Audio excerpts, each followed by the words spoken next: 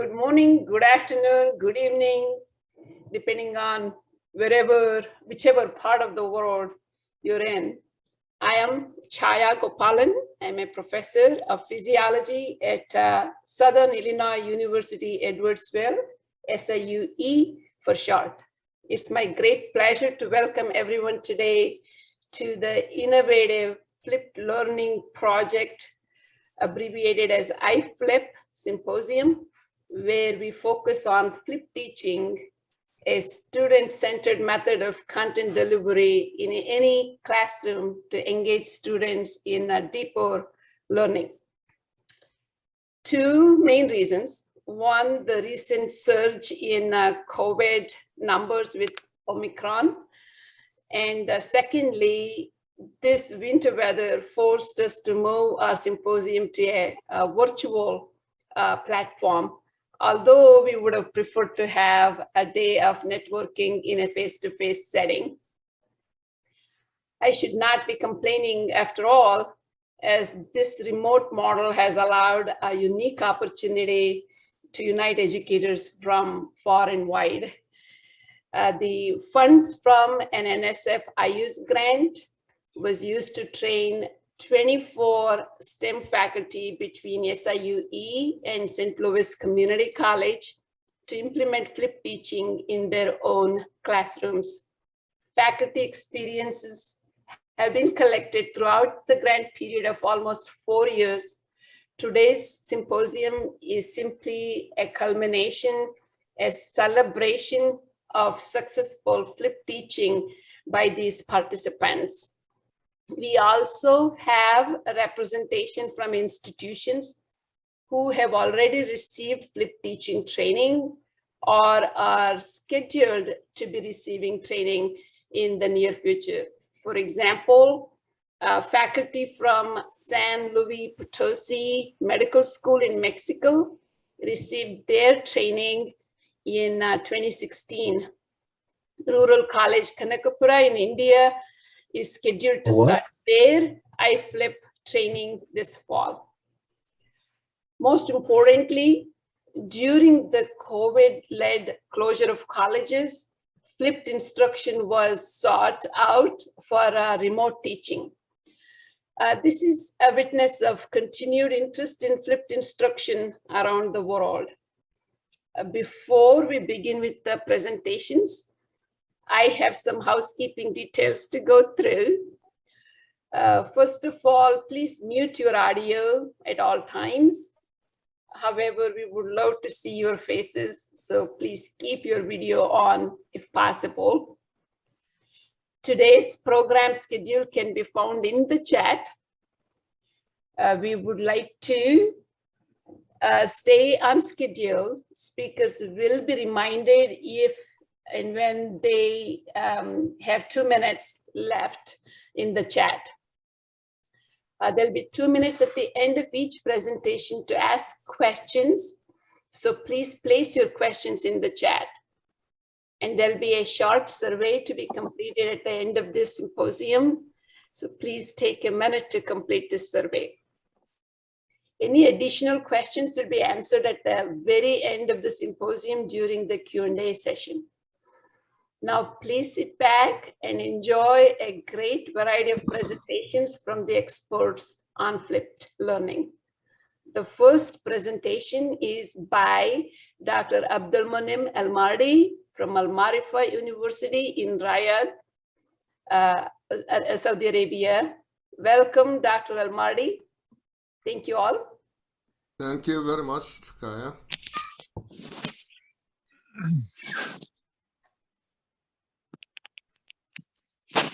First, I would like to thank Kaya and the others, especially Patricia and Paige, for communicating with me and keeping me informed all the time. I will try to stick to the time allocated for me, especially in the first part. I'm going to go through it very quickly, and then I will spend more time at the end of my talk. I'm going to address 3 issues. I will start with what driven us to change the way we do things. And then I'm going to delve into the decisions we made based on the drivers, and then I'm going to speak at the end about the project with all the difficulties we are facing. And so I am presenting today seeking help from experienced flippers as you are. Actually, the drivers that led us to try and change the way we do things include, of course, new legislations and standards here and there. We are, by the way, in and are still quite traditional in our approaches, our learning and teaching approaches. So the new legislations and the new standards actually forced us to change. Also, I especially, I mean, generally speaking, these legislations, these directives and standards emanated from all over the world.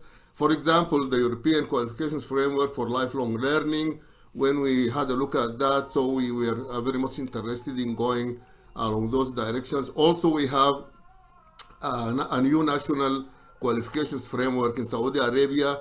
Also, that was a driving force for change. And also, there are some standards for program accreditation, new standards for program accreditations issued in 2018. So this is the first driving force, the legislations and the standards. Also, worldwide, people are reviewing the graduate attributes, preparing the graduates for the 21st century. So people are now speaking about new required attributes and competencies, and this is also one of the driving forces that led us to start looking into the ways we do things to actually enable our students to acquire these competencies and attributes. For example, you know all about these 21st century attributes, the personal and social learning, the citizenship, entrepreneurship, etc. And also, they are expressed in different ways, but people are now speaking about them more and more. So this is the second driving force. The third one, the learners of today are different from the learners of yesterday. So the new learners, the millennials, now require different types of learning environments and approaches, and this is our third driving force for change. And then the innovative learning approaches and strategies which are used here and there and worldwide, and more reports are coming about their utility and benefits. So these are the forces, including the last one, which is the innovative approaches in teaching and learning. And you all know, of course, about the high impact teaching strategies in the era of education and the different frameworks issued regarding this concept. Also, the review of the multiple intelligences theory and the advent of the universal design for learning, all these issues drove us to listen more carefully to what Einstein said in the past. He said, education is not about learning of facts, it's rather the training of the mind to think. So these forces made us think about what we need to do, and we made in the university some sort of decisions to carry out these changes. So what were these decisions? First, we said we agreed that we need to review our attributes and outcomes, learning outcomes of our students. And this is an ongoing project, is still being carried out. But as part of that project, we needed to look into the common core graduate attributes, the general ones especially, and seek learning strategies that will enable our students to acquire these attributes and outcomes. So this is one of the projects we decided to go through. Also, we needed to identify suitable innovative learning approaches to gradually apply in our environment. And then the third decision was because maybe we don't have consultants in the areas we are interested in, we decided to look for consultants and experts to help. And then we decided to prepare and implement initiatives and projects in that direction. So these were our decisions 2 years ago, more than 2 years ago. So the approaches we decided to look deeply into, of course, we examined our environment, and we are traditional, as I said earlier. We are quite traditional. We give lectures, we have practical sessions, but we do not employ student-centered approaches. And also we said we needed to concentrate on classroom active learning strategies. And actually the flipped classroom methodology was one of the classroom active learning strategies we decided to adopt. And so what is our initiative? Our initiative contains a number of projects. As I mentioned earlier, one of them is actually to review the common graduate attributes of our graduates, the university graduates, and also to look into the professional attributes also and outcomes. So so we have many projects. Now, the flipped classroom is one of them, and this is the one I'm interested in talking about right now. A gradual integration plan was developed in collaboration with an international expert, and you know who. Let me just take this there. And then this project has got 4 components and 5 phases. Now, the components are, we are going to start a training program. This is component number 1. So the Al-Ma'arif University faculty will be trained in cohorts, in groups, as we agreed with the consultant. And then we started with a pioneering group, and this pioneering group is, the purpose for that, we wanted them to spearhead the process of change, to spread the culture, and we needed to test the environment. And we're actually still going through this aspect. After we did the training, we are still checking the implementation and the reasons for delay and obstacles and all of that. So we wanted to test the environment by training a pioneering group, and then more cohorts will be trained in succession based on the results of the training of the first groups. Now, this was the training. Then the second component is mentoring. So whoever faculty who decide after he is trained or trained to flip, then this will be mentored through the process. After being trained, participants will be mentored by the consultants and peers as they start flipping. So we also agreed with the consultant that excellent or good trainees can actually mentor, and we actually implemented that for the second cohort.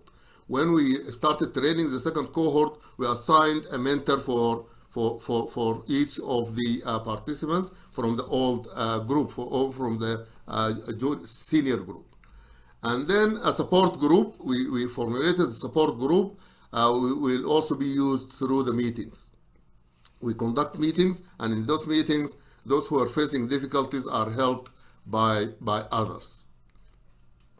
Now, the third component is the research. And as we agreed with the consultant, the data collected during the implementation of the project will be used for improvement, but also publications will be prepared to share the experience. So this is the third component of our project. The fourth component is certification, and this is a long-term plan. We are planning to that the program is turned into a certificate program, including the iFlip component, the training part, and the mentoring part, and then we are going to organize a training of the trainers course. So if you go through these 3 components, you are trained through the iFlip, you are mentored through implementation, and then you receive some sort of TOT, and then you will be certified as, you will be given a certificate of flipped learning methodology. See, so these are the 4 components of our project. Now, the fourth one is the certificate. Now, what are the phases of the project? We conducted a situational analysis and needs assessment to start with. And in that, we used the McKinsey's 7S's model and appreciative inquiry.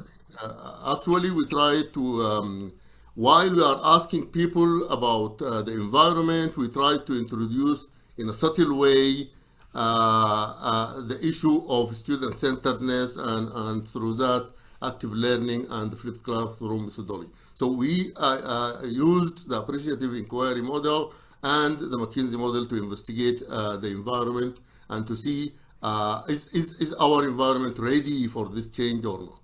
So we identified the areas that need special attention. And of course, you know about the 7S's model of McKinsey. We studied the structures, the systems, the strategy, the shared values, the style, the staff, and the skills to try to identify areas that need special attention. And then we used the appreciative inquiry. We defined what our desired outcome is and what are our strengths and so on. We went through the appreciative inquiry model to investigate our environment and its readiness for the change. And also, the faculty were classified. We studied the faculty in our university, and we used the Everett Rogers diffusion of innovation model to identify the innovators, the early adopters, and the laggards, and all of that. So we applied the Everett Rogers diffusion of innovation model to classify our faculty, and you probably know more than me about this. So we looked to classify and to identify how many of each of the groups are there, so that we deal with them. And then we developed a simple change management plan to deal with issues. And then this is based on the Kotter's model. And then we also prepared some subtle change plan so that we use the nudging theory and the Kobler-Ross response to change model. So we deal with change, with fear, with resistance, and all of that. And of course, this is another series steps, and so we went through that so that we deal with the angst and the worry of change. And also the Kobler-Ross, so that we see where people are and try to help them through the steps of worry about change. This is the first step. Then after we did all of that and we studied our environment, we wanted to create interest and a sense of need through advocacy. And then, so we agreed with the consultant to deliver a webinar talking, generally speaking, about flipped classroom. And by the way, it was the first time for them to hear about the concept. So our webinar was organized about the classroom methodology, and people were attended it passionately, and that was followed by focus group discussions to actually explain to them further what the flipped classroom methodology is about. And then the third phase was preparing pioneers. And this, of course, was through the training program, the iFlip program. The first 12, cohort of 12 were trained using the iFlip program. The first group were actually nominated by their colleges. And after we finished with the first group, we discussed it with the consultant, and we agreed that we better recruit people through faculty, not by nomination, but by volunteering. We wanted to select faculty who are actually interested in going through the process. So in that training program, there were 6 sessions, and they were conducted one every other week, and they were delivered through Zoom. Also supported by online activities through a learning management system, and we use Moodle for that. Now, also a second cohort of 12, but this group were not nominated, these volunteered by themselves. We send them a Google form to everybody, and they filled the form, and we selected people based on their interest, based on their basic knowledge. And so also something happened with the first group that they didn't find enough time to be trained on video production. So before we started, we trained them on video production, and that was augmented by the consultant during the training sessions. But the program was shortened a bit. Instead of delivering it on the 6 sessions on 12 weeks, they were delivered weekly, so it was shorter for the first the delivery. And this also was supported by online activities through the learning management system. Now, this was preparing the pioneers. Now, the participants, after after they finished the program, they were surveyed. A feedback survey was given to them by the expert. They were highly satisfied and motivated based on their responses. And the training of the students was important, but we didn't actually conduct formal training sessions for them. We left the training of the students and motivation of the students to the faculty. And this is just a shot of the answers of the trainees about how confident they were, about how confident in creating instructional videos, how confident are they in designing pre-classroom, and the results were quite satisfying to us. Now, all of them decided to flip, but some of them decided to flip full flip, while others decided to partial flip. And these are the names of the first cohort of trainees, and as you can see, most of them actually opted for partial flipping. Now, the 5th phase, which is still going on, is to integrate the methodology into our teaching environment. Now, the trained faculty actually started the process of integration. They started flipping either partially or fully, and these were helped by the Education Center and the consultant through the integration phase.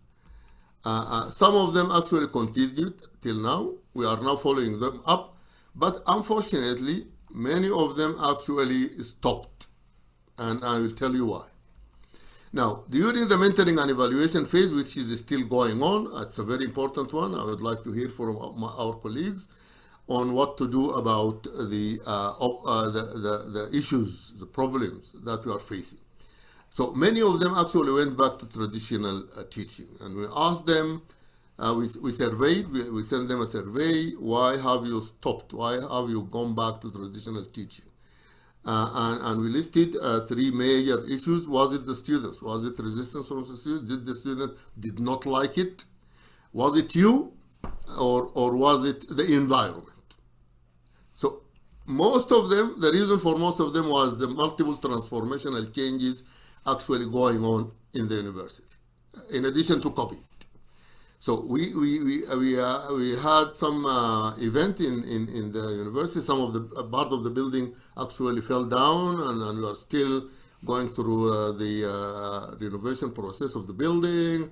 We are going through many transformational changes. We are stimulating research. We are going through accreditation. So there are many issues, and the faculty are involved in almost all of them, and this is why they couldn't actually continue with the flipping. So most of them were mentioning these as the major cause for them returning to teaching traditionally. Now, what were the lessons learned from the project so far? Because the project is still going on. The first lesson, as mentioned earlier by Chaya, technology works. We learned that through experience. So the training was successful, and the actual use of technology for flipping was successful. So we now know that technology works, and there is no going back. The second thing, change management is important, very important, because actually we were following them up emotionally speaking, change angst, resistance, and all of these issues. So it is very important to have a change management plan, and this is why in our recommendations, and in the next slide, I will talk about that. Now, the change management plan needs to be updated based on the findings of our evaluation. Now, what is next for us? First of all, because I consider the project frozen now for several reasons. Chaya knows we need to have another group. We are not having that because do we need to go through a third group before having a contract with the consultant? Are we going to change the type of contract? So it is sort of frozen for some time. Now, also, we need to identify the obstacles more clearly because now we know that these transformational issues in the university are the main reason, but what exactly are the details, are the obstacles.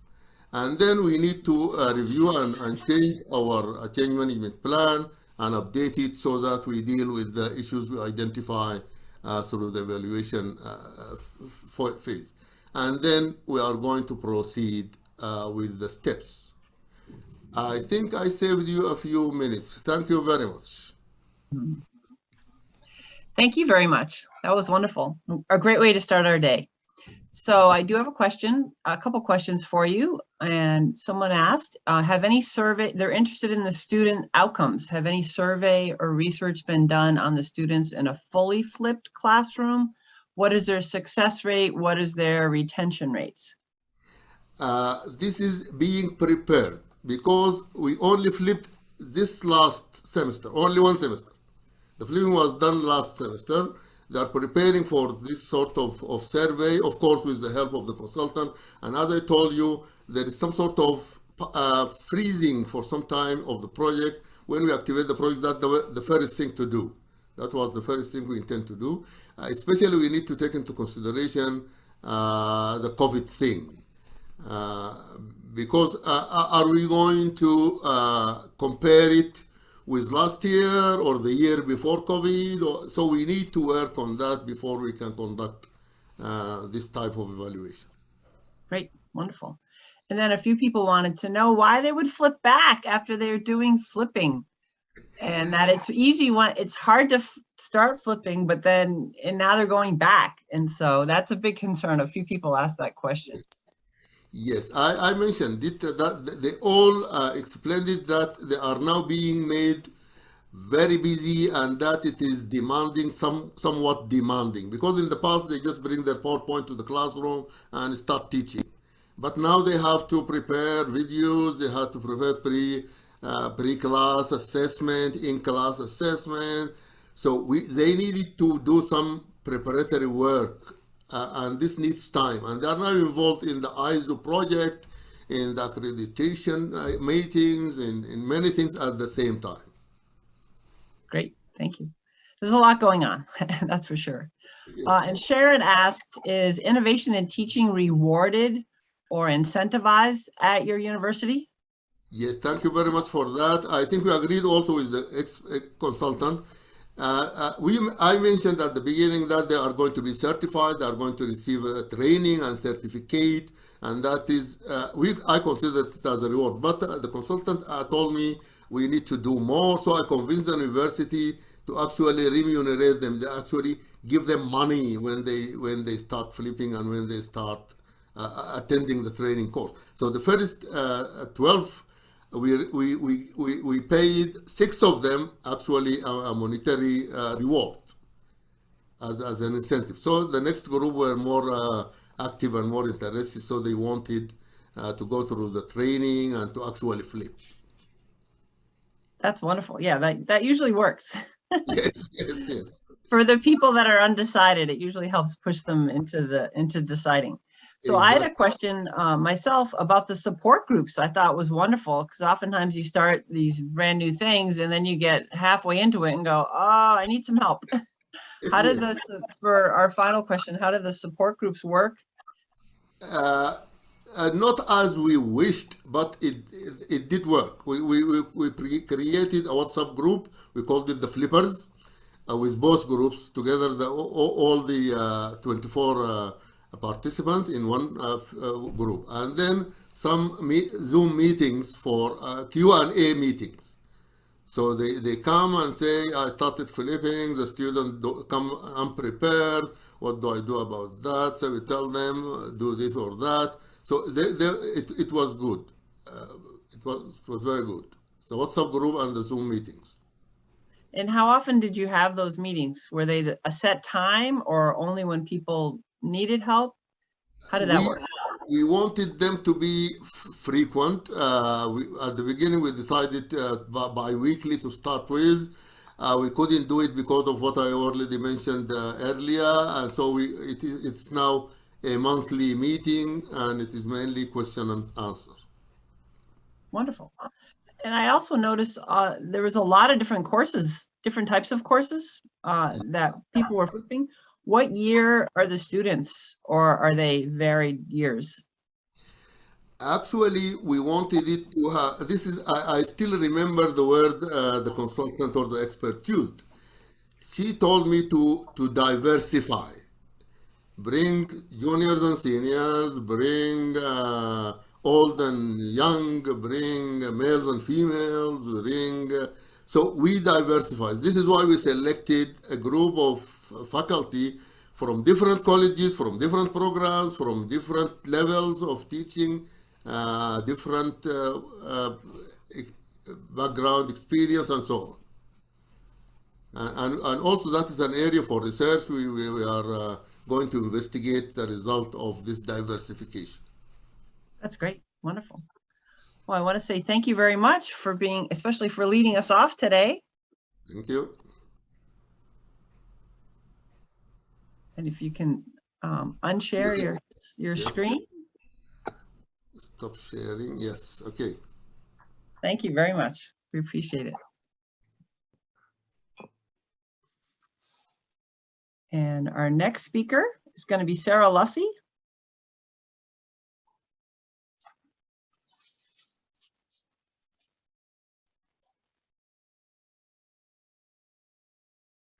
From Southern Illinois, University of Edwardsville, where we would all be if we were in person. All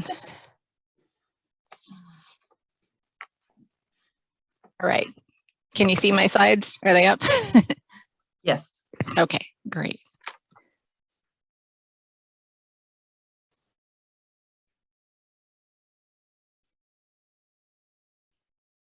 Great. So my name's Sarah Lussie, and I am at SIU, and I wanted to talk to you a little bit about the flipped learning experiences we've had in introductory chemistry courses here at SIU, and how COVID has impacted our delivery of those courses, and also students' experiences and their perceptions of flipped learning and flipped teaching.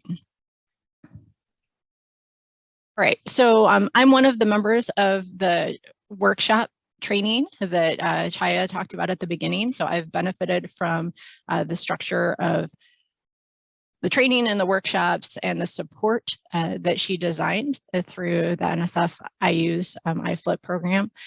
And so as part of her studies, data was collected regarding faculty and student perceptions and performance. And I've had the opportunity to look at some of those survey results related to our chemistry classes, and I'm going to talk a little bit about that today. So one of the main things that I'm going to spend time with is how COVID altered our plans, our course delivery formats, and the student experiences. One of the things that I think is really important here is that, you know, when we're talking about flipped teaching, we're talking about flipped learning, right? We're not just flipping a lecture and doing homework in class. As we all know, our classroom is really focusing on hands-on learning and applying knowledge. And one of the challenges is getting student buy-in, right? Convincing students that this is good for them. And what we found is during COVID with different course formats, that actually became pretty difficult. It's challenging anyway, but I think with COVID, we had some additional challenges convincing students it was worth their time. So we'll look at some data related to that. In general, what do we as faculty do? I think many of us know that flipped teaching can be delivered in a variety of different ways, but primarily we're all developing pre-class instructional content, so videos, assignments, activities, and developing some sort of assessments and problem sets, activities that students can actually engage in the classroom. So I want to focus on what we've done at SIU and what we've seen over the past couple of years. So there are many chemistry classes that have been involved in this flipped teaching over the past few years, from introductory level all the way through to graduate level. But the two I'm going to focus on today are our Chem 131, which is our engineering chemistry course. So this is a general chemistry course for our engineering students. This is not a course that I taught. So this was taught primarily by one of my colleagues, Eric Voss. And then my classes, which are in the organic chemistry series. So those are second year classes, Chem 241A and B primarily. So a couple of things about these courses. The engineering chemistry is taught 4 times a week as a 50-minute class. And when a partial flip was delivered for that class, that meant 1 to 2 flip sessions a week. The pre-class videos were 30 to 55 minutes on for the most part. And that was how the class was being delivered when we started this training pre-COVID. For my courses, they're primarily twice a week, 75-minute classes. And as a partial flip, I delivered 1 traditional lecture and then 1 flip session each week. And my pre-class videos were 10 to 35 minutes on average. Now, since COVID hit, obviously we had some changes, and these changes are where we've seen some significant differences in student perception of flipped teaching. So the Chem 131 classes tend to be very large, and because of that, and because of some COVID required social distancing and things like that, the Chem 131 was primarily taught in asynchronous modes after COVID hit. And what that means is the flip sessions had to be optional. And so that changed a little bit of student buy-in and student participation. For my courses, the organic classes, they were always taught in a synchronous format, but sometimes they were completely online. Sometimes they were hybrid, where they were primarily online with a little bit of face-to-face. And now we've finally moved into the place where we're starting to see the opportunity to have face-to-face format again in this COVID environment with either smaller classes or modified classroom settings. So I'm going to show you how some of this manifests in the student data in a couple of minutes. But first, I want to talk to you a little bit more about my class, the organic sessions, and how they're structured. So regardless of the format, it was always synchronous, but whether it was online, hybrid, or face-to-face, students completed a pre-class quiz that was embedded in a video. So this is kind of the lower order thinking skills type of questions, like terminology, just the basics, to make sure they were watching the video and doing something to prepare for class. And then when they get to the classroom or the online classroom, we would start with Poll Everywhere or some kind of individual quiz. And after that quiz, we would have an open Q&A time to clarify video content. Depending on the content of the lecture, that could have been 5 minutes, or it could have been 40 minutes, depending on how many questions the students have and how engaged they were. And so we did see some differences between online and in-person engagement in that part of the lecture. But most of the class time generally was spent on group work, working through problem sets. And so during this time, myself as the instructor and our teaching assistants or helpers would circulate around the groups. Our goal was to catch mistakes, to answer questions, to help the groups work together. And then we'd regroup to discuss and clarify common misconceptions that we were seeing every 5 to 10 minutes or so. So we'd say, oh, everyone's making this mistake. Let's clear up this point. Let's work through a couple problems together.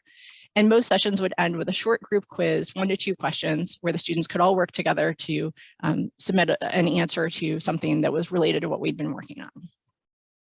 When I switched to an online format because of COVID in spring of 20 and then fall of 20, these were still synchronous. So they were at a scheduled time held on Zoom, and our group activities were primarily held through breakout rooms. The problem with this is that there's less circulation by the instructor. I didn't really have any assistants to help. And even when I did, it's very difficult to bounce around to different breakout rooms efficiently. In a classroom, you see a hand up, you can overhear conversations, you can see what they're writing. And so it was harder to give feedback like we could in a classroom in a timely manner. And it was also more difficult to bring everyone back together and then separate back to the breakout rooms multiple times, which we can do in a classroom. But we were still able to do some of this, which was great. So briefly, structure of my in-class activities, they're very much driven by learning objectives with Bloom's taxonomy. So start with very straightforward problems, applying basic skills. So I'm an organic chemist. One of the first things we do is to talk about how we draw structures, how we represent structures. And so using terminology that they had encountered in the lectures, using terminology and examples that we had seen in previous lectures, we'd start with a problem, just applying those basic skills. Most of the activity would then be applying some of the knowledge from the pre-class video that they would have watched, really trying to address explain why questions. So this is an example from one of my handouts. We're talking about how electrons are spread out in space. They're not just always focused in a certain area. And so the video had gone through several different rules.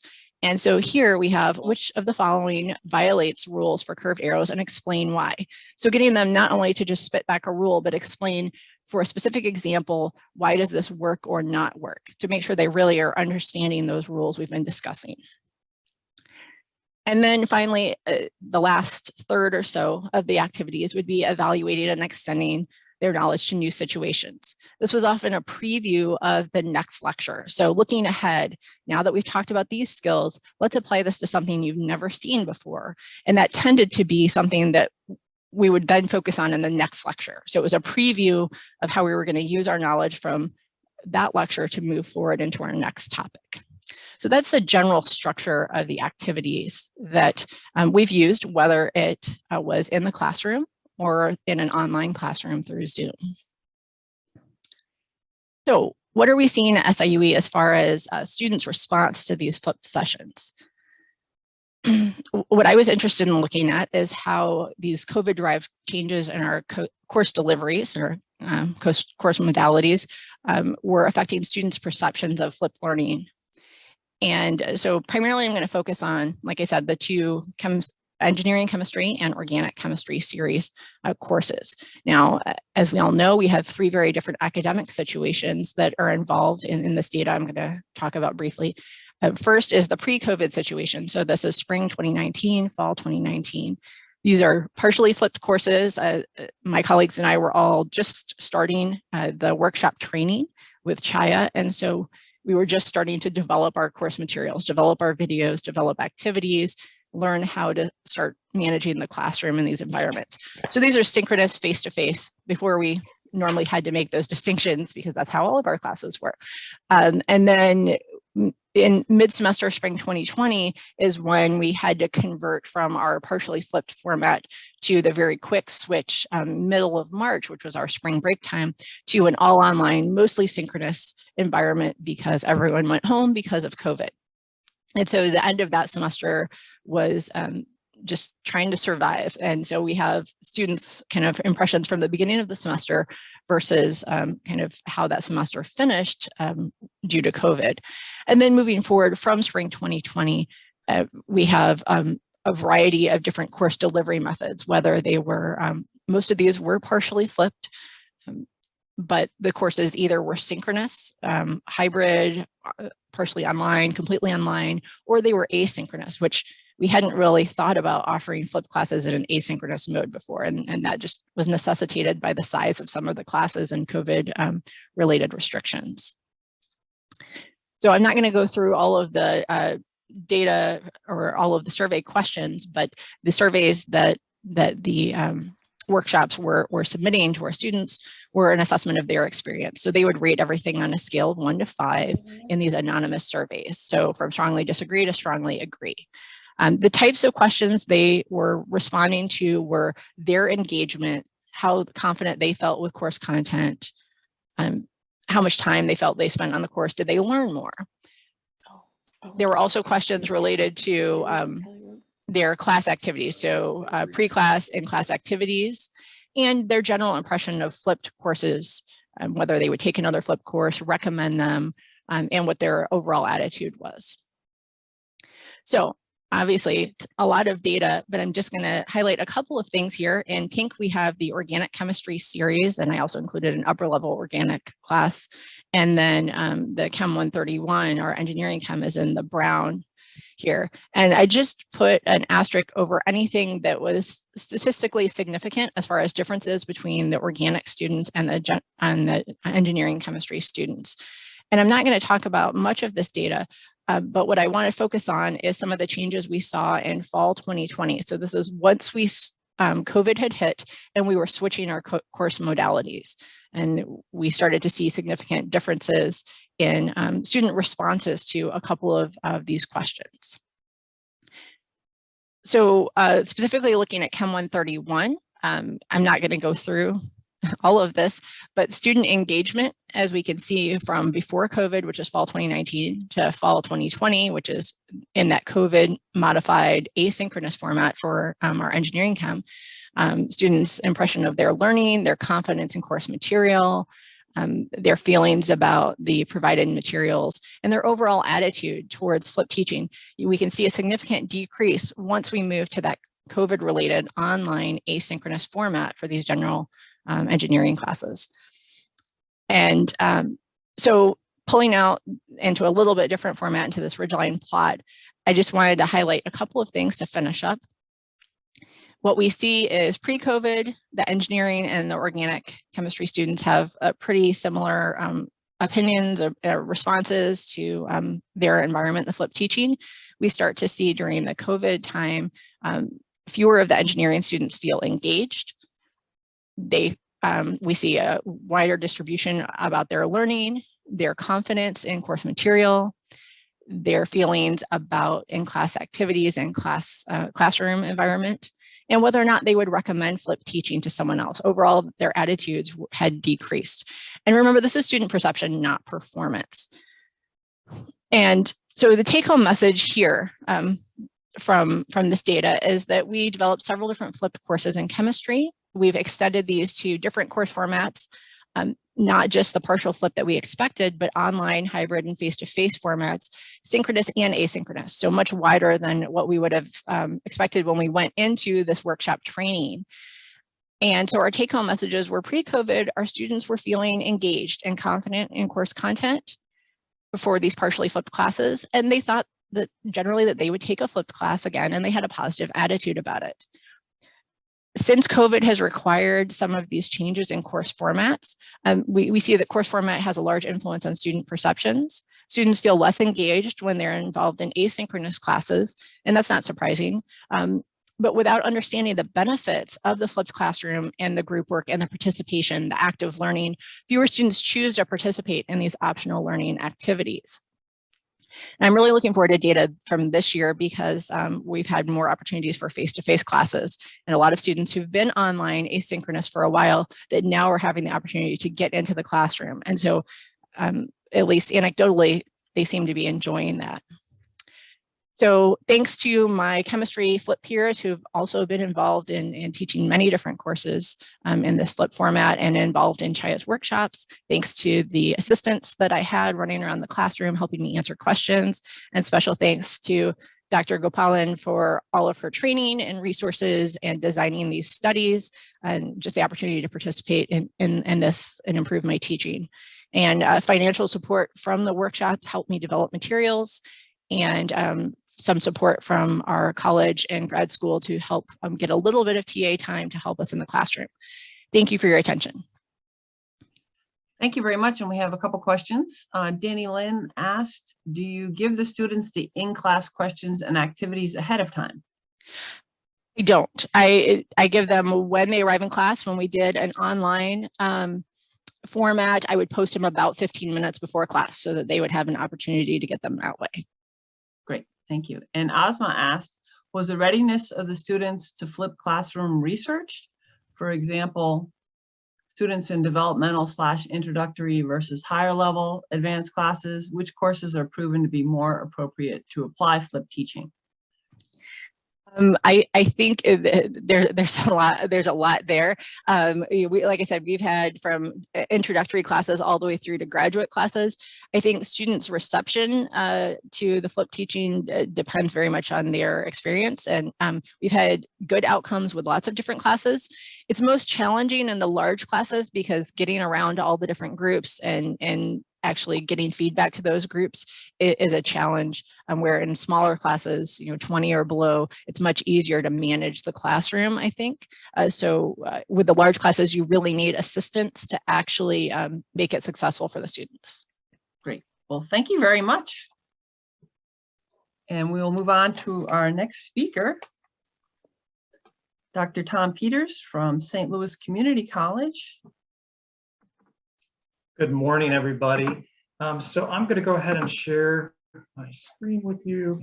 And let's see if I got this real quick here. Hi, good morning. Hold on one second. Yes. Somebody's on their phone, right? All right, so I teach biology, and I'm really interested, obviously, in evolution. And one of the things that I teach my students is small changes over long periods of time might lead to a new species. My new species is my new baby. And I want to show you how the flipped education that I've used has modified over, and now how I'm going to roll out something that I'm so proud of based on the support that I've gotten from the NSF grant through the IUs. So the course that I'm going to talk to you about is Human Heredity. It's a Bio 106 class. It's taught to non-bio majors. We have 2 75-minute long lectures per week, 1 2-hour lab. This fulfills the students' needs to come to a class with a lab, okay? So, and many of my students are pre-nursing or pre-allied health, maybe a third of them. And then the other students are students that just have to fulfill a credit, and I just want to make it as interesting as I can to them. And I think we do. So this is the timeline of where we were and where I went over the last few years.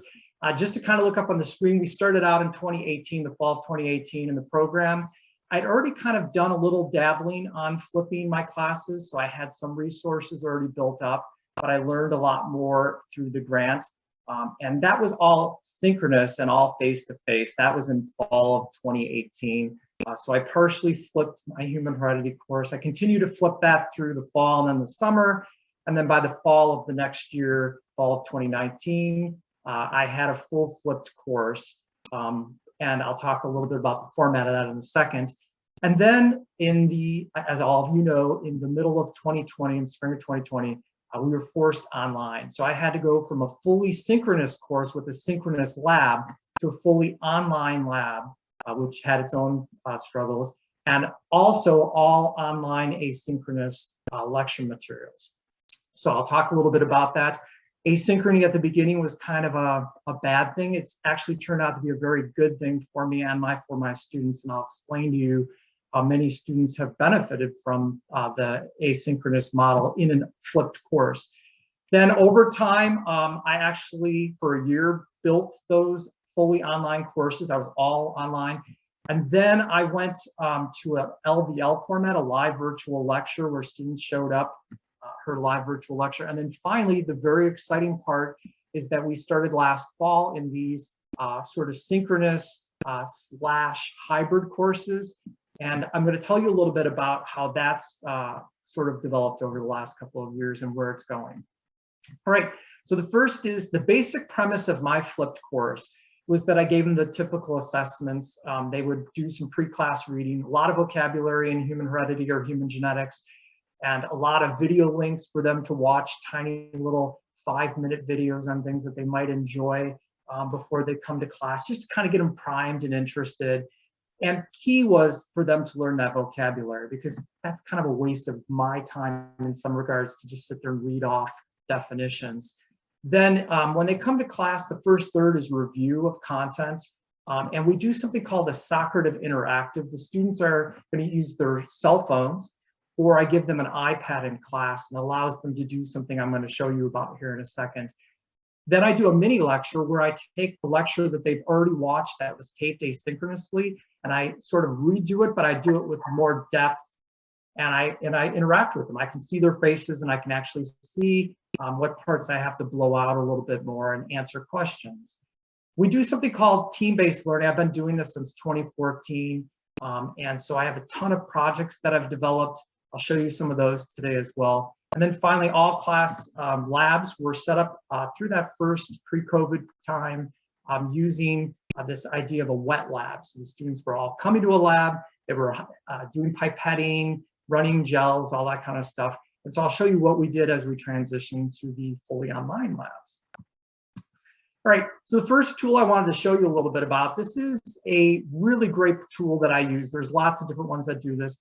This is a Socrative. This is what I used in my class. The students would come in. I actually started this 3 to 5 minutes before class. The students would come in and log in and start doing these online quizzes. The nice thing about this is if I'm trying to teach them different inheritance patterns in pedigrees, for instance, they pull it up on their phone, they answer it, right? It's kind of fun, right? And then I get real-time feedback on who gets it right, who gets it wrong. They don't see the names attached to it.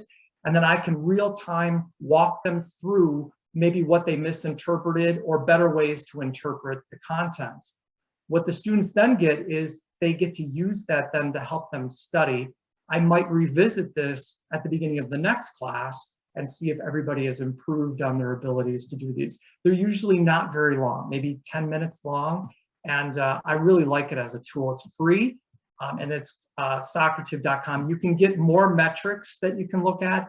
And actually what I really like is that you can set up rooms. So when we move to fully online, you can actually set up these projects for each of your different sections, open them up for 5 hours, have the students do them. And then when they come into your live virtual lectures or when they come into your classes, they've already done the work. And so this actually acts as a part of the flipped education part and tool now, which is modified over time. The other thing that I do is these team-based learning projects. And the goal of a team-based learning project is really quite clear. I set up and I really set them to do things like poster projects, which are kind of lower level at the beginning. They work in teams on these. I'll show you an example here in a second. Then they build the PowerPoint presentations. We look at case studies, applied learning to things like, I do one on Tylenol and being poisoned in Chicago, real stories. And then we do things like adult coloring projects, tons of really creative projects for them. And they really like when we start to get into these team quiz competitions. This shows you a couple of the projects I do. The very first week, the students actually develop their own study and they present it up on these giant sheets that are giant like sticky pads.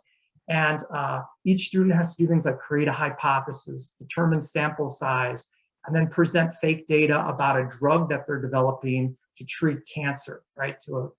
They love this.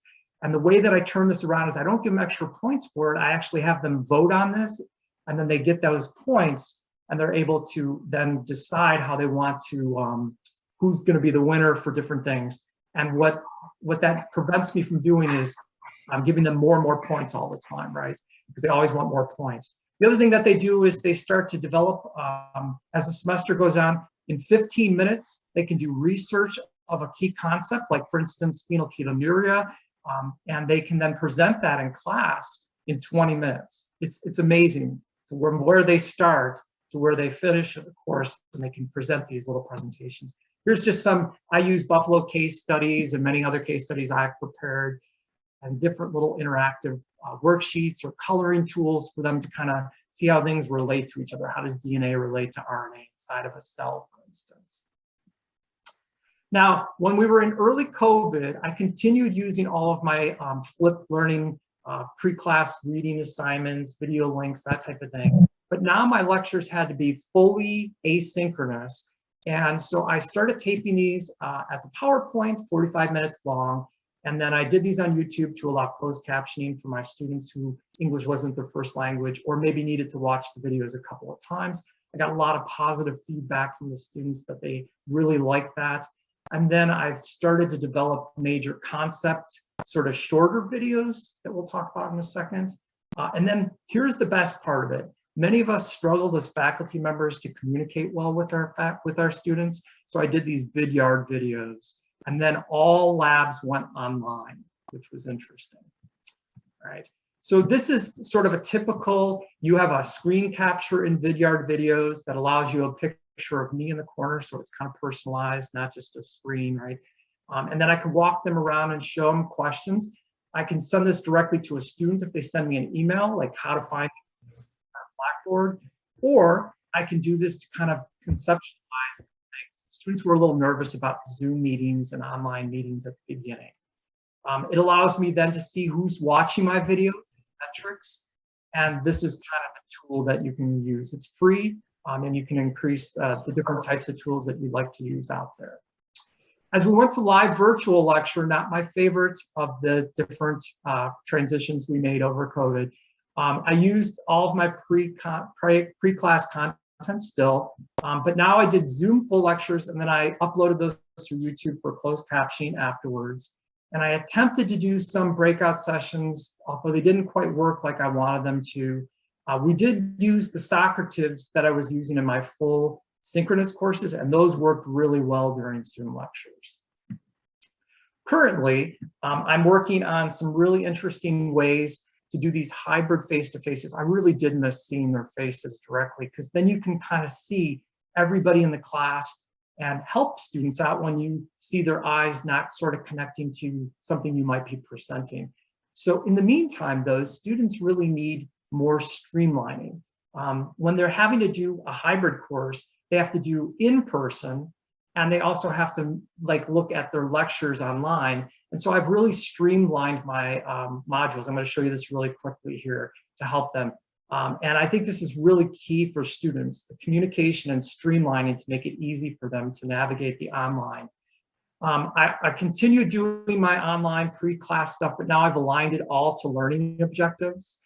And then finally, took all my team-based learning and I turned them over into individual take-home projects. I'm going to show you a couple of those right now. And then I've increased my use of the metrics on the publisher materials to sort of use as a pre-class tool for helping me guide my in-class lectures and my assessments. So I basically did these checklists and streamlining to help students process work and do better on tests and quizzes. This kind of shows you the general formats. You put together folders, and I have a checklist here. When the students open up, now instead of getting a full lecture, they actually break down the lecture by week into a unit where they start from the top and they watch my video, they download the PowerPoint, they watch my video, it's like maybe 10 slides. Then they do a couple of small things and then they do the next part. So it's chunked up a little bit rather than being one long lecture that they watch. Students love this. And then I give them a checklist, so a follow-up to make sure that they've gotten all the work done each week. So I think that really, really I'm getting almost 100% of my students getting their weekly work done. Also, the student projects, I can't even tell you how amazing they are. The students are doing these amazing little mini posters, and I'm so impressed with their abilities to do full PowerPoints. And now I have them taping their own PowerPoints and posting those for other students to see, and writing papers about things like transgenic cannabis and yeast on the biotechnology unit because it's interesting to them. So I'm converting all this over to Canvas now. We're going to add more current topics, anything tied to COVID. I'm in a biology class, they love it. And I'm creating chunked videos, right? Like cell respiration and just small 2-minute videos for them. But here's where I'm going to leave you. The last thing that I'm doing, and I'm so excited about this, is I'm now flipping all my labs. I'm using the online virtual labs right now to help the students do pre-lab materials so that when they come to the labs and they actually do the stuff with their hands, they're ready to go. And the level of their grades has gone way up, even in the short period of time I've seen in a month. And they seem to really like it so far. So thank you to all of those, Chaya, Julie, Paige, and then also my mentee, Jody, who's watching today as well, and all of my fellow colleagues for all their assistance. Thank you. Thank you, Tom. We have time for one quick question. If you can unshare so we can get the next slides up. So the question was, what is the pedagogic benefit of mini lectures in class to review content instead of more interactive activities? And Ben asked that. Right. So what I do is actually it builds into, I actually build the content for them for what they're going to need for their in-class projects. So if we're going to do a case study that day, I build out what they've already kind of learned a little bit, but now I like sort of make it a little higher level and I show them where they're going to go, but I don't take them there. I lead them there and then I leave them there to develop that. So the whole goal is to allow my content to build towards a way that they're actually applying it. So it's applied learning, higher level Bloom's taxonomy when they actually do these in-class projects. Wonderful. Well, thank you very much. We appreciate it. Thank you very much. Our next speaker is going to be Dr. Anne-Marie Mosher Gabrielle from St. Louis Community College. Oh, beautiful picture. I have my mic on now. Go for it. Hello, well, welcome everybody. It's nice to see everybody on this bright snowy day, at least in St. Louis, where I am. It's a bright snowy day. Actually, it's not snowing, it's sunny, but there is snow on the ground. I'm going to talk somewhat like Dr. Peter just talked about the evolution of designing my classes for flipping and how I came to a design over time, and I now follow this outline for my classes. Currently, I'm working on flipping a linear algebra class that is meeting just 1 day a week, and the evolution that I've gone through has been extremely helpful in terms of designing classes, and so far the classes that we have met have gone extremely well in terms of accomplishing everything we needed to accomplish in that 1 day a week. Now, we missed 1 day due to the snow. So it'll be interesting to me to see coming up next week. But basically, I feel like for my math classes that I teach, I have found a good plan that can be followed. So that's what I'm sharing. And hang on, I gotta find the little tab to forward. So I now can talk about the challenges that we went through during the pandemic, and how most of us, I think, came out more creative and more knowledgeable at how to manage unforeseen situations. The little icon there for gladmethyroxine, I have a friend who's very creative and she gets into different things.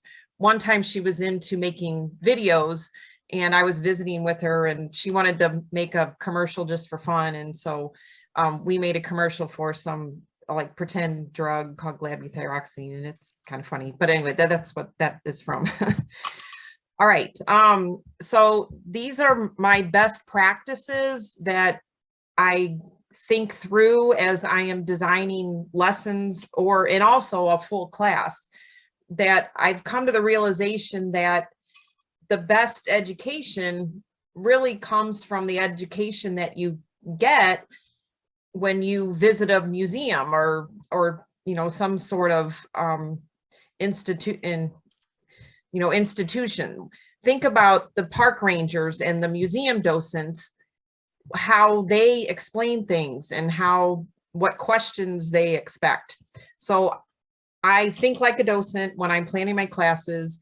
I try to keep it simple. I think our previous presentation was, discussing that also. If you can possibly have smaller groups, that certainly is a benefit. If you have a large class, breaking it up and having a TA of sorts help you would be a suggestion. I'm fortunate in that I teach at a college in which I am able to manage small groups for the most part. I also have found that if you are teaching LVL, having the cameras on is much more beneficial to everybody's connection to class and thus their success. I know that that's kind of a complicated topic, but I have generally found that I have been able to ask for everybody to have their camera on and the success rates are much higher. Because I have small groups, I get everybody to participate by answering questions or bringing up questions or presenting many pieces of material. I keep my atmosphere friendly and encouraging, and kind of related to the participation, I build in individual contribution. So in terms of thinking like a docent, I divide every course overall into main units. And I try to keep the number of units, relatively small, like no more than 8. And I have the same unit design for all the units. I design with labels for things that are kind of for the general public. I try to make the materials attractive because it's nicer to look at attractive handouts, although I know that takes time. I've grown to expect any question, like, you know, even if it's a higher level class like calculus, you know, expect students to maybe come at it from a different angle than my knowledge of, well, they should have had college algebra, they should have had trigonometry, they should have, you know, they probably have had those classes, but their experiences might have been different and they have different ways of thinking. And when I've been flipping for linear algebra, for example, I do have a higher level of student. And so I have found that I am able to ask more of them in the pre-class material. Whereas, you know, even with calculus, I learned that I had to keep things pretty simple for the pre-flip types of questions I would ask.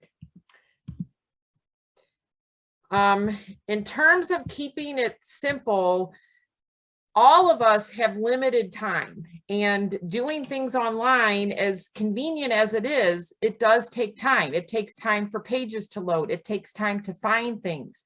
It takes time for your computer to boot up. And they have a lot of distractions. So I have found that I want my students to only have to go to one place to find all their material. I try not to have them clicking around to other sources.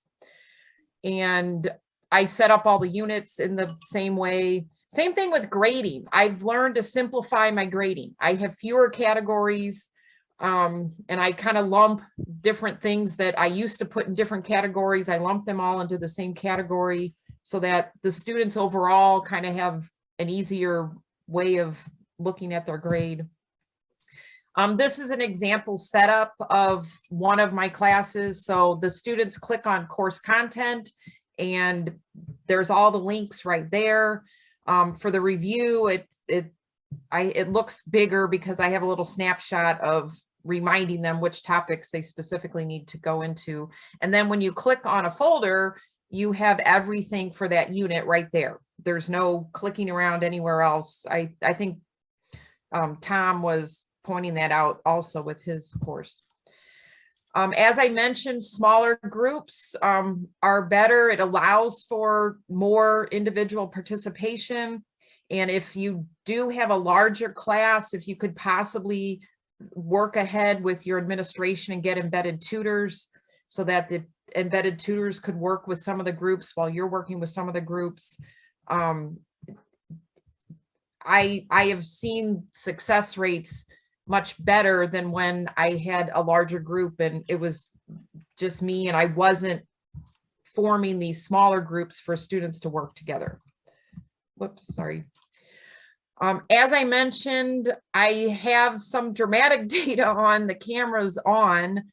In this day and age, I think people have learned they can put up filters and you can address extenuating circumstances with some common sense as they arise. Like, for example, I did have a student who had dental surgery, and so she didn't want to be on camera the day after having dental surgery. Of course, it was fine for her to have her camera off that day. But other, all the other days, she was there, participating. I had one class where it just, as the semester started, I did not get into requiring the cameras on. It was a summer class in which I suspect nearly all the students in the class, because it was a summer class, had taken the course previously at their university and didn't make it through successfully, so they were retaking it. And I mentioned that just because level of dedication might be less for a student who has that background story. I don't know. I was kind of making a guess, but hardly anybody would turn on their camera, even though I was encouraging it. I just had not built it into our grading system like I generally do now. Again, I'm speaking for if you're doing LVL, live virtual lecture class. I'm actually back in the classroom now, so this doesn't really apply. But anyway, 2 students would regularly have on their cameras, and those 2 students passed the course. The rest of the students did not pass. They, you know, when they went to take their exams, they were not passing grades. Whereas all of the other semesters, I made a point of having the cameras on be built somewhat into our grade, and people, for the most part, had their cameras on. There was much more participation, and the people took final exams and midterms and, you know, had more substantial success on them. Having students individually contribute forces them to get more involved in the class. It also makes them feel like they belong. So they're part of a club. They're kind of part of a group. Again, the small groups assist with that. One activity that I've been doing in my classes, and it's been enjoyable again this semester, is I call it Graph the STEM. And I ask the students to find an article that, you know, somewhere. This semester, I'm requiring all the articles to come from one certain source called Plus Math Magazine. And that's only because Plus Math Magazine has all kinds of wonderful articles sort of written with this docent mindset. They write for the general public about very interesting math topics. And I know it's a reliable source. Sometimes I've had a little trouble with students finding articles that really are not from reliable sources. And although it's a good lesson for them, it does take up a little time in terms of like me telling them, well, I don't really want to count this article, so you're going to have to find another one. But anyway, the students all really enjoy presenting their article. Like they come, you know, prepared with their article, and they talk enthusiastically about it. I've actually been very pleased with the enthusiasm they've shown towards that activity. And in terms of designing a unit, I make a short introduction to the topic that the students are going to do outside of class before we've really covered the topic. And it could be a short video, it could be a handout. Actually, usually I have both. I have a short video and a handout that goes with it.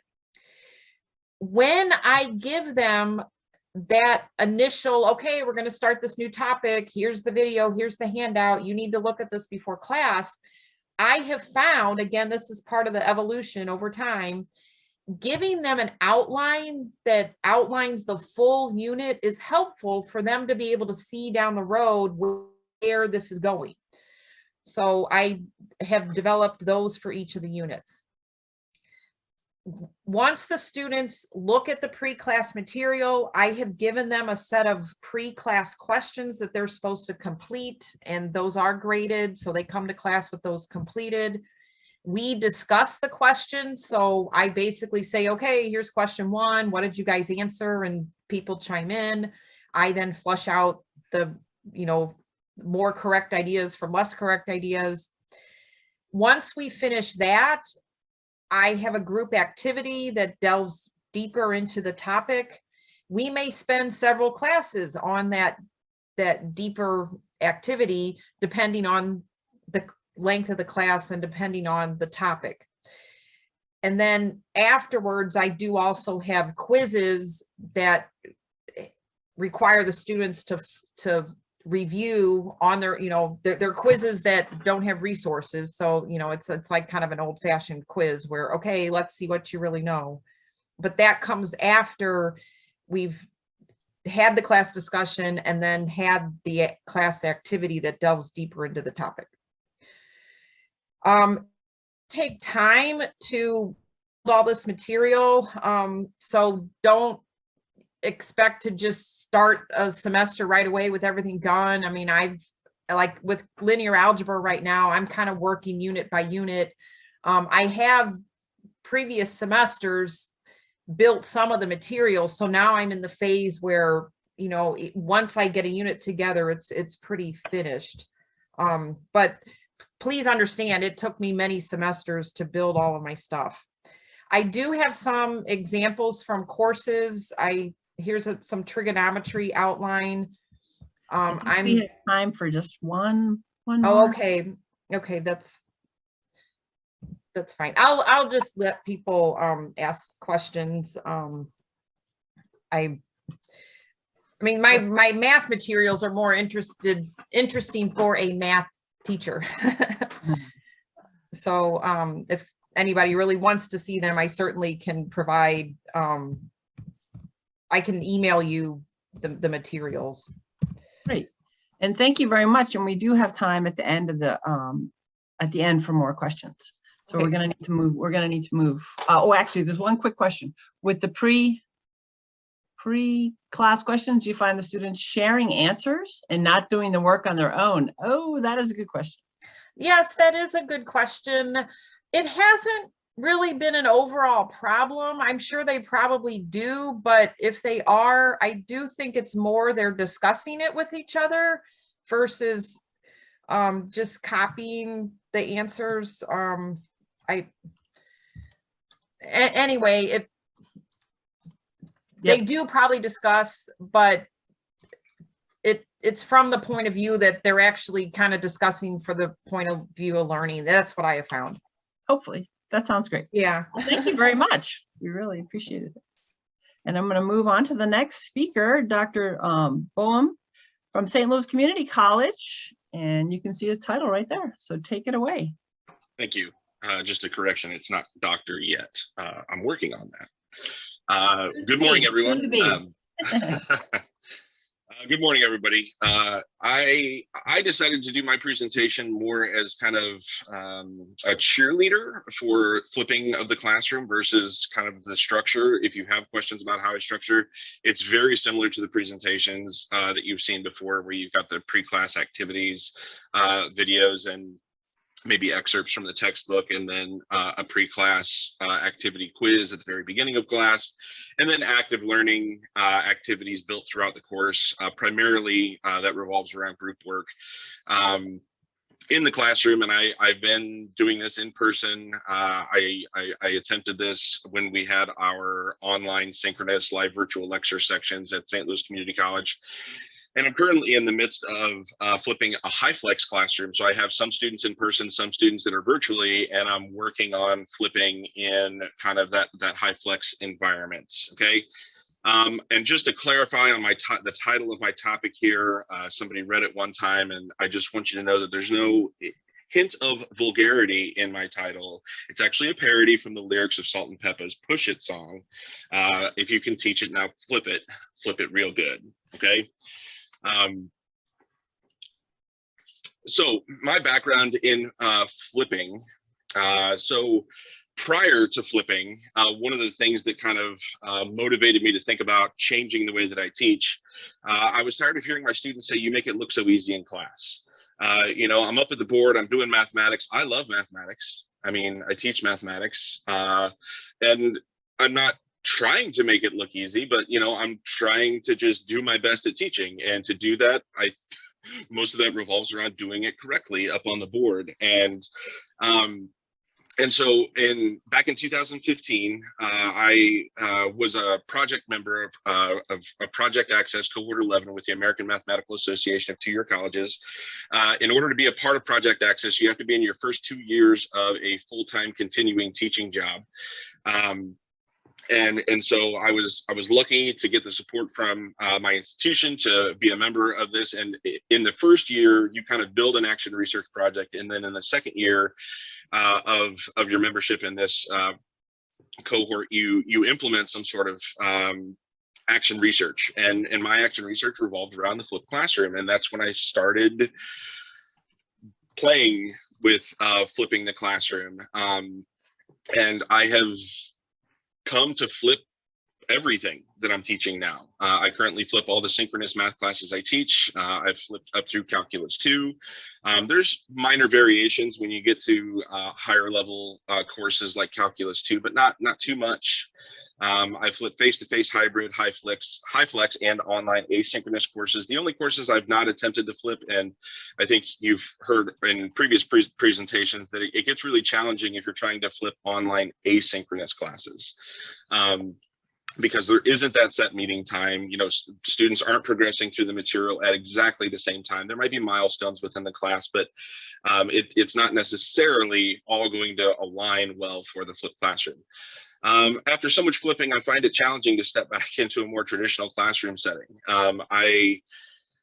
In my classes, you know, I'm flipping everything, but, you know, I'll step in and sub every once in a while for my colleagues, and it feels a little awkward to step into a classroom and do something different than I've been doing since, you know, 2015, as odd as that sounds. And I'm currently working on my dissertation that will study the effectiveness of flipping the classroom, the developmental math classroom, specifically in developmental mathematics. Challenges, just for anybody that's on the fence, challenges to be aware of, and I've tried to give you some resources here to look into. If you're going to flip, students are accustomed to traditional teaching and do not adjust swiftly. They've been learning a certain way, okay, and it's really hard to get the buy-in, okay, even though there's research to support the flipped classroom being an effective way to teach. It's still hard to get them out of the mindset of this is the way that I've always learned. In various studies, students prefer working alone versus groups, and I think that this is becoming more mainstream with the current generations that are coming into college. I believe Gen Z is now graduating high school and in, you know, the first couple of years of college, and you know they prefer working alone. They have a hard time in the groups. Students are required to assume more responsibility for their learning in the flipped model, okay? And I'm throwing this out there as a challenge to be aware of, and not as a, this is an awesome thing, everybody should be doing more of this, because the very next bullet point, students resent the increase in that responsibility, okay? Some students want to just come in and sit in the classroom and be completely disconnected, okay? I've, in the first week of classes at the community college, I always explain what the flipped classroom is all about, how it's going to work. And I have some students that will drop my class and switch into another section because they're worried it's just going to be too much work. The work is different. I wouldn't say it's any more or less, but they get the idea that they're going to have that increased responsibility and they just run from it. Students experience increased cognitive effort. They initially take this to signify poorer learning. So this article by, I believe it's pronounced Delaurier, was a very, very interesting article when I stumbled upon it in my research. And it just talks about the metacognitive side of the flipped classroom and kind of the perception that students have in the flipped classroom versus traditional classroom.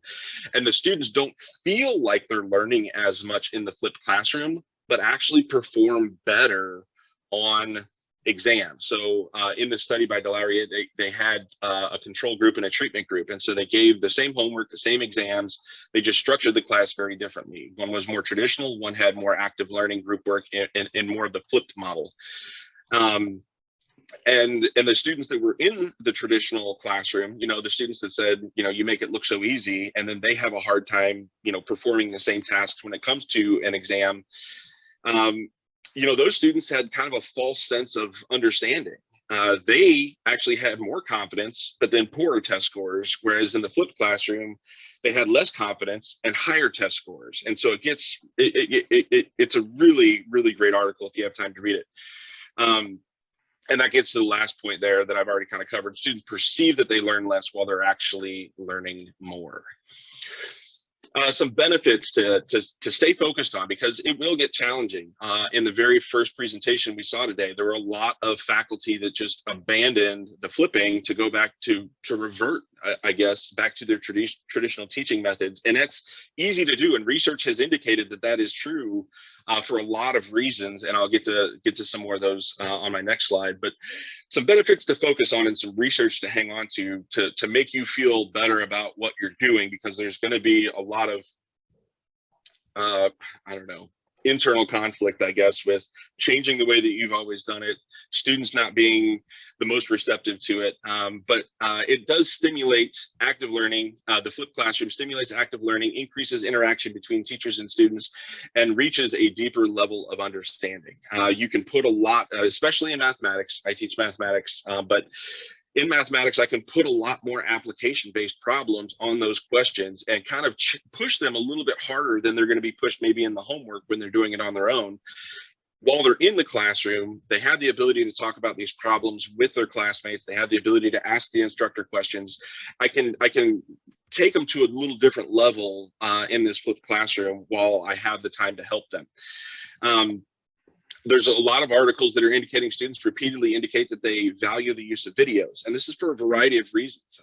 They can control, and this is kind of jumping down to the last bullet point here, but they can control when and how they get that video. It's available on demand at a time and location of their choice. They can control the rate and level of materials delivered, so they can pause. If they're getting to something that's real thick and heavy in the mathematics, they can pause it, let it have time to sink in, go back, rewatch it, stuff that they can't do in a live lecture unless you're recording it and they have access to it later. And it also appeals to many different learning styles, okay? There's a book that I read recently, Marching Off the Map by Dr. Tim Elmore, that talks about these upcoming generations and how almost dependent they are on technology and having videos, and the attention span that you're going to have, like how much time it takes for the students to realize, like, am I going to continue watching this video or am I going to go on to something else? If you just think about social media out there with Instagram Reels and TikTok, you know, the students are just scrolling through that stuff and they've got to decide rather quickly, if am I going to watch the rest of this video? Is this engaging me, or am I going to move on to something else? Students learn more when they're actively engaged in the classroom, okay? Scores are significantly higher in the active classroom, which is provided by the flipped model of teaching. And students exhibited a desire to want to explain concepts to other students, feeling as though this is the best way to learn something thoroughly. I thought that this was really interesting, and it coincides with, you know, past research that, you know, if students are able to explain something to someone else, it's indicating that they have a deeper understanding of that material. All right, so those are just some benefits to focus on. Some little things from my personal experiences in this first bullet point here. Am I running out of time? Sorry, I'm checking the time. Okay, I'm good. Depending on your institutional course evaluations, you might expect lower course evaluation scores, all right? And it all depends on what types of questions you have in there, but research has shown and articles have indicated that this is true, and this is why a lot of faculty, you know, if you're a tenure track professor and you haven't gotten tenure yet, you know, and you're getting lower exam scores because you're being innovative in the classroom, I can't blame you for wanting to be a little more safe with what you're doing. But, you know, some examples of questions like instructor's style of presentation held your interest during class. Well, if I'm no longer presenting during class and the students aren't going to make the transition that my presentation was actually a video that was done outside of class, you know, they're just going to take this at face value and say, well, he doesn't really present in class, so I don't know, I can't really mark this very high. And then the instructor gave presentations that facilitated taking notes. And again, if they're getting that in video, they're not going to, you know, translate that to kind of what the question on this course evaluation is actually getting at. Students will accuse you, I apologize, I went to the wrong slide. Students will accuse you of not teaching. I've just had them, are you ever going to teach us anything? And I try to hold my tongue there and just, you know, because I've built this environment, you know, a lot of stuff goes on behind the scenes. I think everybody that's presented has said it takes a lot of time to flip your classroom, to get these videos, to get these pre-class quizzes, to build the group work and do all of that. And you might get accused of not teaching. Just be ready for that. Industry partners have, especially at the community college, have indicated that they need our students to be able to work in a team setting after entering the workforce. You know, this is one reason that I like to employ group work in class, so that they get that experience of working with other students. And when they come to me and complain about their group, you know, I kind of encourage them like, hey, when you're out in the real world, you're going to be on a team. You're going to have to complete these things. The classroom will feel different and you must think differently about it on how to approach the classroom. And then it's easiest to start from the beginning. I've talked to faculty about flipping, and they kind of want to start in the middle of the semester to dabble a little bit, and they get a lot of pushback from the students. So it's easiest to start from the beginning. So questions and answers. I know I don't have a whole lot of time here. I think I only left 1 minute. I apologize. Yes, thank you. There was a specific question from Sharon, and how, you know, a lot of us are scientists. So how are you flipping the math? You know, what are they doing the problems in class with you? So, I mean, the basic structure is I provide videos for them to do outside of class.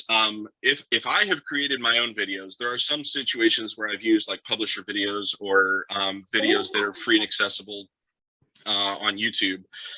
But there are certain videos that I have created using a tool that we have at St. Louis Community College called Panopto, where you can actually build the quiz questions into the video, which is very useful because it eliminates the need for class time to do the quizzes. In other classes where I just have kind of a lineup of videos that they need to watch, I'll take the first 10 to 15 minutes to have them answer questions. And the quiz questions are very kind of basic knowledge level, and they are open note. You know, I want to encourage students to take notes while they're watching these videos, and so I allow them to use their notes on these quizzes, and most of them are encouraged to take notes so that they can do very well on these quizzes. They are a little shocked at the beginning that we have a quiz every single day, but it's not the traditional quiz that they're thinking of in terms of, you know, what they're expecting on a math quiz, I should say. And then the rest of the class time, I leave it open for about 10 to 15 minutes to have students ask me questions about any of the material that I need to explain a little bit further than the videos did. And after that time, we get into groups, and the students are working on problems related to the material that they viewed in these videos. And I am there to assist, but I always encourage them to make an attempt on the problem and get to those deeper level questions in class before they go home to the homework and attempt it on their own. Great. Well, thank you very much. We appreciate you coming today. Thank you. Sorry for going over time. The next talk is actually a recording. Dr. Sanal Unal from Southern Illinois University at Edwardsville was not able to join us, but he has provided us with a nice video. And after that, we will have a break.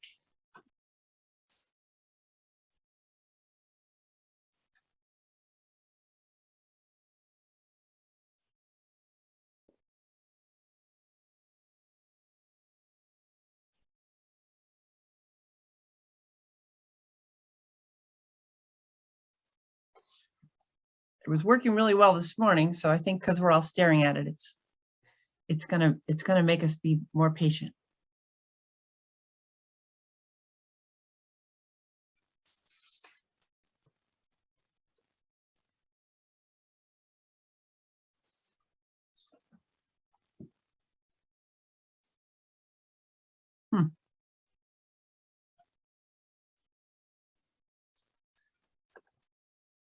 Good morning. My name is Sinan Önal. I'm an associate professor of industrial engineering here at SIU.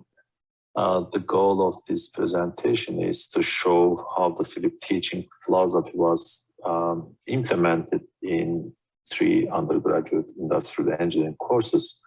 Unfortunately, I won't present any numbers in this presentation. Instead, I'll share my Philip teaching experience with you. When I was in college, I really disliked going to lectures since I found them, boring and preferred to study on my own. I always believed there had to be a better way to make these lectures more enjoyable. Then there was my time as a graduate student, and I had the opportunity to teach a class. So this was the opportunity to teach, better than my college professors.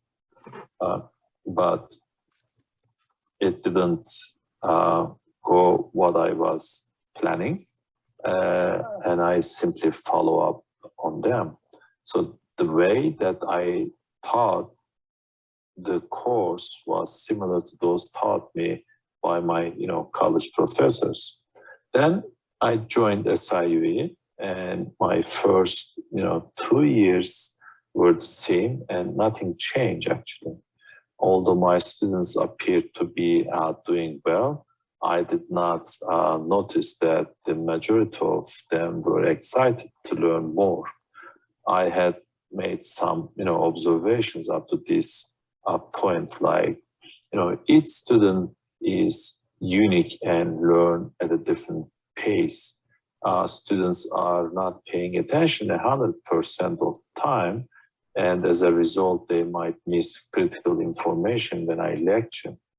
And students fail to turn in, assigned work. And I spend an inordinate amount of time re-explaining concepts to students who did not get it, during class. And my lectures are not much fun for me, either. Then I started, asking myself a lot of questions, like, what would be the best way for me to spend my, one-on-one time with my students, and how can I increase my enjoyment while, lecturing as well. Then I realized that reversing the sessions and presenting lectures online while conducting more, discussion and interaction and exercises in the classroom may be a solution. Applying this principle many years in advance works really for the majority of my students and myself.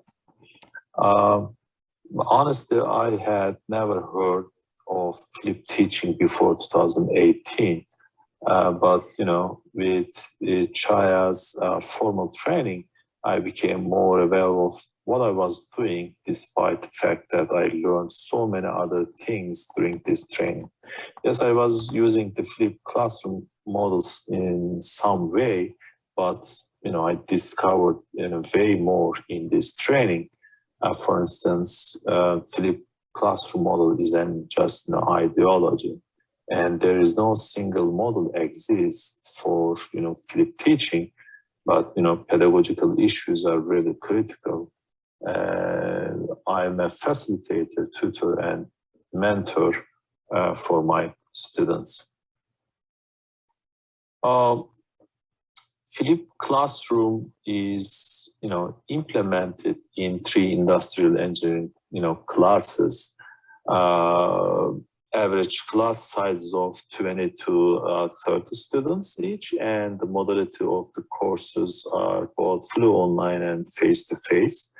The face-to-face instruction is taught 2 days a week, with each session lasting 75 minutes. These courses are manufacturing processes, methods, design and work measurements, and manufacturing systems. These courses are fundamental industrial engineering courses in our curriculum. They study the methods, improvement techniques and analysis, and manufacturing material properties and techniques. I received so many questions about flipped teaching, and the main question that I received from my colleagues is, how do I convey the information necessary for students to participate in class activities? Well, I'll just make my own videos, and pre-lecture videos are recorded and edited in Camtasia and uploaded to Blackboard. So each video is 10 to 15 minutes long and covers the concepts of the topics that will be discussed in the coming week. Students are asked to watch the recorded videos before coming class each week. So, however, it's not just about the video.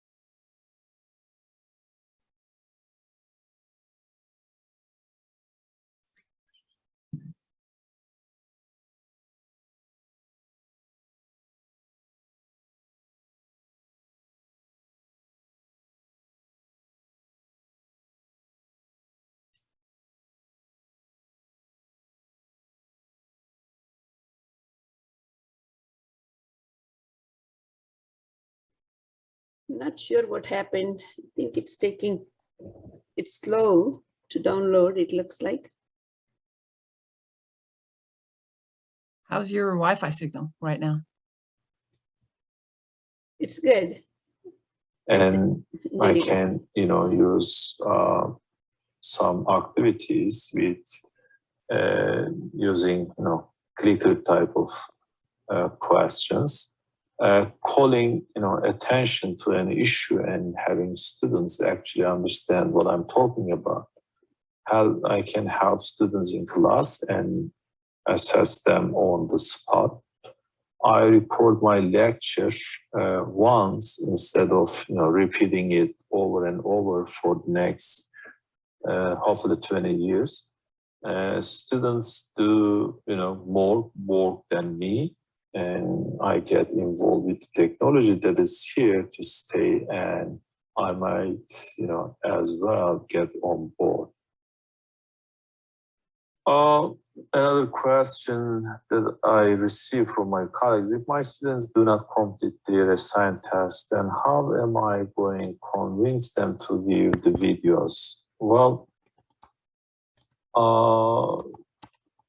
you have to make, video, your, lecture or pre-recorded video, videos, interactive. Watching the pre-lecture video doesn't automatically accurate the students' learning. For this reason, I provide video assignment or pre-quiz prior to the in-person class, so that students would watch the video and check.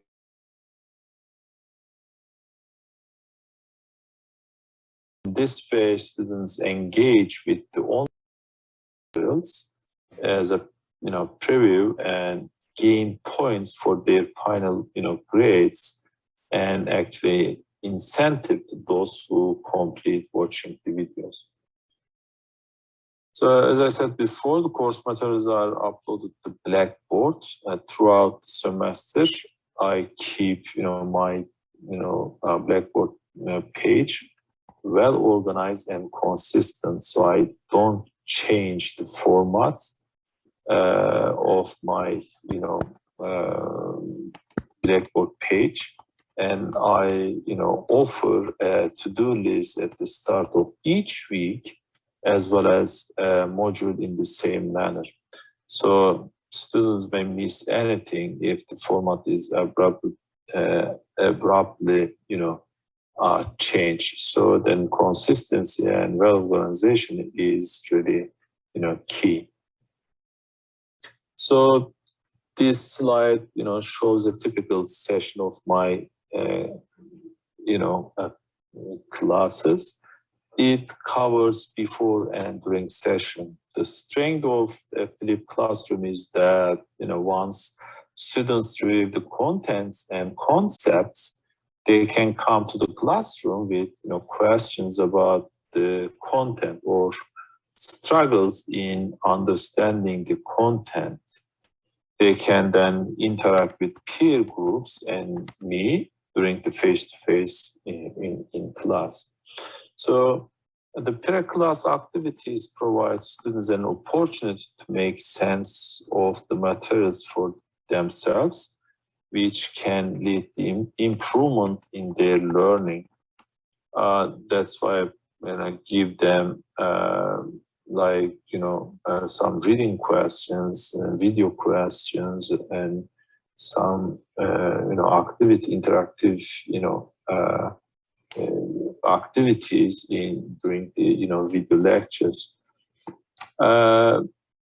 During face-to-face meetings, I recap the concepts from the videos, focusing on examples and practicing problems as individual students or as groups of two to three students. And I encourage my students to work together on the course materials, and then I facilitate discussions throughout the problem-solving process or any individual or group activities. This is a sample for individual activity. I usually, give them like 15 to 20, multiple choice questions. Time to time, I change the, format and give them like a fill in the blank type questions or open-ended, questions. And this is a sample of a group activity. And they, work on a crossword puzzle. Again, there are so many other, activities available for, group works. This is a typical homework or quiz. My experience in flipped teaching that the students perform really better and favor the model, and feeling that, flipped classroom is useful and helpful in preparing for the course. The qualitative findings also show that students feel that they benefit from the per-week, online lectures in the flip, format. Just a few students expressed negative comments regarding the flip teaching, and it's understandable. There are a few suggestions for improvement based on my, own experience. The video quality is really important. Then make sure, videos have optimal settings, room lights, or, the resolution of the videos, should be high. And if you, notice any errors in your videos or problem solving, sessions, just fix them immediately and let students know that you have found out an error and fix it. And 45 to 50 minute video lectures are not ideal, so shorter is better. If you post your pre-lecture videos at the beginning of the semester, earlier is better. In the initial implementation of the flipped classroom, I use passive videos where the students simply watch and took a quiz at the end of the video. However, there was interest in having more active videos that support student interaction and commenting. So I then implemented active videos as my pre-lecture, pre-recorded lectures. There are some improvement strategies, so you can update 2 to 3 videos each semester. You can keep a running list of errors or confusing problems to revise in future semesters. So you can enhance the videos through new platforms that support active learning. And you can utilize a recording studio or high quality microphone to maximize the video quality.